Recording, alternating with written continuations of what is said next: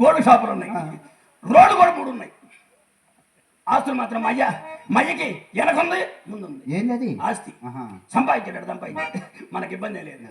తొందరగా పిలిపిస్తాను కానీ బాబు ఇంట్లో సరుకులు అయిపోయినాయి, కాస్త సరుకులు కావాలా? పట్టి ఒకటి రాసుకుని చెప్తాను. రాసుకునే అంత పని ఏమన్నా మన కంప్యూటర్ బ్రెయిన్, నీకు ఇబ్బంది చెప్పమంటారు బాబు?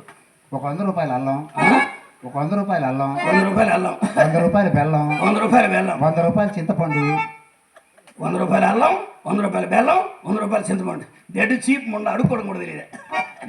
అలాగే ఒక బస్తా చక్కెర, ఒక బస్తా బాదం పప్పు, ఒక బస్తా ఏమన్నా జీడిపప్పు, ఒక తల్లు గన్నేరు పప్పుతో కడుపులు మాట అడిగేదానికి అర్థం ఉండదు.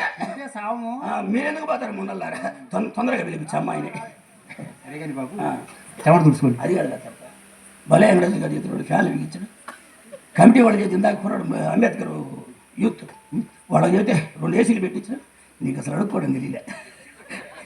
అసలు ఇంట్లో ఎట్లా ఉండాలి? అసలు వచ్చిన కస్టమర్స్కి ఎప్పుడు ఇబ్బంది జరగకూడదు. అలా జరగకుండా చేస్తాను, తొందరగా అలా జరగకుండా చేస్తాను. పోయిన ఆదివారం ఈ కమిటీ వాళ్ళు మొత్తం మీ కొట్లో సరుకులు తెచ్చారట. పోయిన ఆదివారం మీ నాన్నగారు ఇక్కడికి వచ్చారు. ఎవరు మయ్య? హోల్సేల్ కొట్టు సరుకులు తెస్తుంటారు ఎవరైనా. మయ్య అయితే రాడే. ఆదివారం రోజు వచ్చాడు. గుమ్మస్తా 50 ఉంటారు, మయ్య వచ్చి ఓసులు కూర్చుంటాడు. నేను వాకిట్లో కూర్చొని ఉంటా. లతప్ప ఏమిటి వాకిట్లో కూర్చొని ఉండవు అని పలకరించాడు. మయ్య మనిషి కనపడితే ఎవరినైనా పలకరిస్తాడు, ఆడవాడు కనపడితే ఇంకా ఎక్కువగా పలకరిస్తాడు. మయ్య అవును ఆయన. ఏం లేదు బాబు గారు, ఇంట్లో గాలి తోడలేదు, ఎండాకాలం కదా, అందువల్ల వచ్చి వాకిట్లో కూర్చున్నాను అన్న. గాలి తోడపోతే ఎవరైనా చేసేది ఏముంటుంది? ఆ మాట మీ నాన్నగారు ఏమన్నారు? లతప్ప నువ్వేం బాధపడబాక. మయ్య ధైర్యం చెప్పట్లా, ఆంధ్ర రాష్ట్రంలో నెంబర్ 1. అవును బాబు.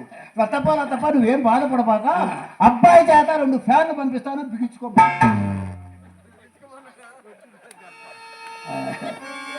మయ్య అన్నాడా? అన్నాడు బాబు. మయ్య అన్నాడు బాబు గారు. అయినా మీ నాన్నగారికి ఈ ఊళ్ళో ఎంత పేరు? ఈ ఊళ్ళో ఏంది? మయ్య స్టేట్ మొత్తం ఉంది పేరు. 3 పార్టీలు నిలబడ్డారు. మయ్య ఎంపీకి పోటీ చేయండి. 3 నెలలు ఆలోచించి మొదటి నెల చెప్పాడు. ఏమని? అబ్బాయి మనం మాత్రం ఎలక్షన్ లో పోటీ చేయొద్దు, ఊరికి ఇచ్చే పనితే ముఖ్యమంత్రి పదవి తీసుకుందాం అన్నాడు. ముఖ్యమంత్రి పదవి కావాలంటే ఈ ముందుకెందుకో రాజకీయం అసలు అనుకొని చేస్తుంటే తొందరగా వినిపించు. వస్తుంది కానీ అమ్మాయికి ఏం తెలియదు, మనకు మాత్రం ఏం తెలుసు. అందుకోసం జాగ్రత్త కోసం చెప్తున్నాను. అమ్మాయికి ఏం తెలియదు కాబట్టి చెప్పావు అమ్మాయికి అన్ని విషయాలు చెప్పావు. అన్ని విషయాలు చెప్పావు. అమ్మా బాబు గారు చాలా మంచివాడు. చేయడం మొదలు పెడితే ఆపే పనే ఉండదు. సరదడం మొదలు పెడితే సరుకుతాడే. కొట్లో సరుకులు జరిగినట్టు సరుకుతాడు. అమ్మాయి ఉంటుంది వారం అదుపు వచ్చిందా? మనిషి కూడా కోపం తెలియదు. అసలు కోపం మనకెట్లుంటుంది కోపం. మొత్తం చెప్పాను. చివరిలో ఈ మాట కూడా చెప్పా. అమ్మ సుబ్బారావు గారు ఏమి ఇచ్చినా సరే కాక కాదు అనుకోకుండా తీసుకోమ్మా, వాళ్ళ చెయ్యి చాలా మంచిదమ్మా అని చెప్పి. అప్పుడే టెండర్ అప్పుడే వేసింది మొన్న. సరే తొందరగా రామ్మా. ఎన్ని రోజుల నుంచి మిమ్మల్ని ఒక మాట అడగాలనుకుంటున్నాను. అడుక్కోవటం అయితే అడుగుతానన్నా. నేను అన్నది కూడా నీకు అర్థం కాలేదు. అది అడగమంటారా? అదే ఎవరు మేక సుబ్బయ్యల్లా ఆయన ఎన్నుకుండా అడుగు. అది మై జీవితాడు. ఆయన బంగారు వస్తుంటాడు వరకు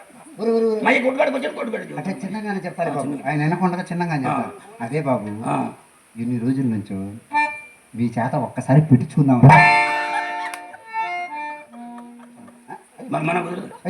ఖాళీ ఉండలేదు.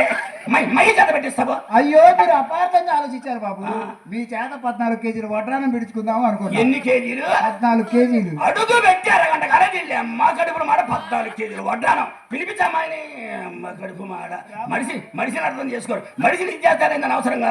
అయినా దేశంలో అందరూ ఎర్రటోళ్ళు కొరుకుంటే నల్లటోళ్ళు మొత్తం నాశనం అయిపోవాలంటే నలుపు నారాయణమూర్తి నా మాట నువ్వు రామ తప్ప ఏంది అమ్మాయి అంటుంది. అదే నాయన సుబ్బారావు గారు ఎర్రగా బుర్రగా నైసుగా నాజుగా ఉండవు అని అంటుంది. నిజమా?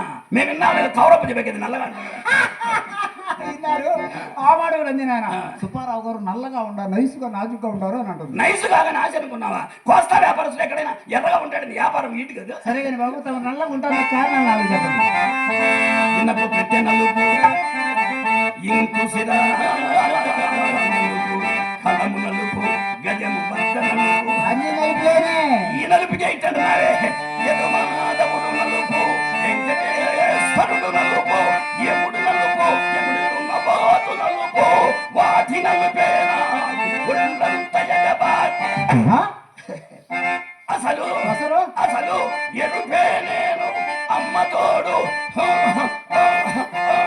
మనసు మారు. ఏంటి ఆయన తవతవరే వసమారు కొట్టుకుంటారు? మీకైతే ఎవరు ఎగబడి గుచ్చి కొడతారు, మాకెవరు కొడతారు? ఏంది గుచ్చి అదే పైకి అదేమ్మా అసలు సంగతి. చేసేది చీకటి వ్యాపారం కదా, వేడికి తట్టుకోలేక ఎరుపంతా కౌని నాణ్యం నా నలుపు వచ్చిందమ్మా. రామ్మా రాలేదమ్మా. పెద్దంగా అయితే మైకేమో దడ, నాకేమో ఉనుకు. అలాగే నాయన. ఆ మాట అమ్మాయి కాడ చెప్తా. చెప్తాను. చెప్తా. పిలువు అమ్మాయి. అలాగే. కొట్టుగాడు గుమ్మస్తాలు కొట్టాడు. అదేంటి బాబు? మొత్తాన్ని వరుస పెట్టి తీసేసి కరోనా వచ్చిందని గుమ్మస్తాన్ని మొత్తాన్ని వరుస పెట్టి తీసేసి మధ్యాహ్నం దాకా మై చూసుకోవడం, ఆ తర్వాత నేను చూసుకోవడం. వ్యాపారం తొందరగా పిలిపించి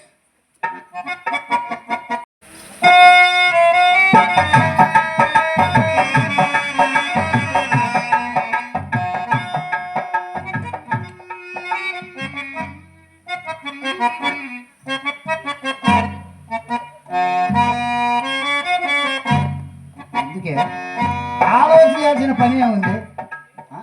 వీళ్ళు అయ్యే నన్ను ఏం చేయాలి, వీడు మాత్రం నిన్ను ఏం చేస్తాడు? కన్న తల్లిని చెప్తున్నాను నా మాట వినమ్మా. మయ్యకి అంత మంచి పేరు ఉందన్నమాట. ఆయన పిప్పిళ్ళ బస్తాలు ఆగకుండా వాళ్ళ ఇంట్లో ఉండే పిప్పిళ్ళ బస్తాలు లాంటి డబ్బులేనమ్మా. మూటలు ఎవరు మూటలు? ఎవరి మూట వాళ్ళు. ధనం, ధనమమ్మా. గోల్డ్.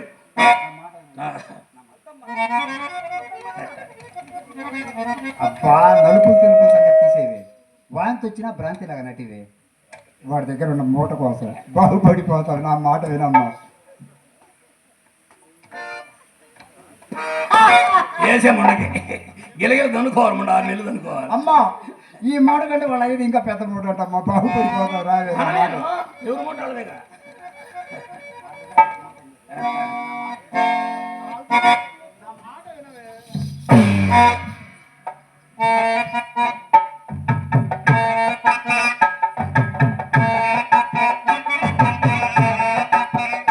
మా అమ్మ ఉండదండి, మనసును సందేహించి ఊరుకుంటుంది. రండి అడుగు కదా.